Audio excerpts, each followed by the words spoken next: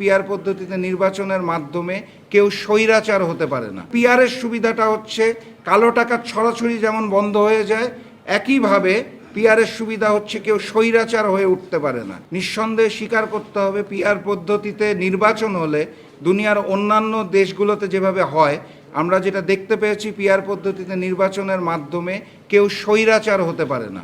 যেহেতু পার্সেন্টেজের ভিত্তিতে আসন দেওয়া হয়, কেউ চাইলেই একাধিক আসন, আপনারা জানেন বাংলাদেশের সংবিধান পরিবর্তন করতে হলে 210টির বেশি আসন প্রয়োজন হয়।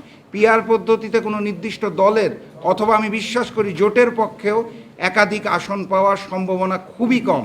অতীতের নির্বাচন খেয়াল করলে আপনি দেখবেন 41-42% পায় এক একটা দল ভোটের মাধ্যমে।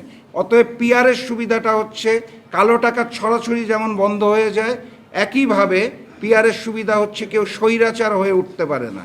কিন্তু আমি আগের প্রশ্নের উত্তরে যেটা বলেছিলাম, পিআরের একটা ভয়ঙ্কর দিক হচ্ছে আওয়ামী পুনর্বাসনের একটা বড় রকমের সুযোগ এবং সুবিধা থেকেই যাচ্ছে।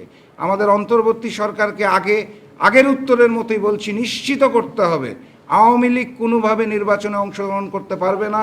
সেক্ষেত্রে পিআর নিয়ে আলোচনা হতে পারে।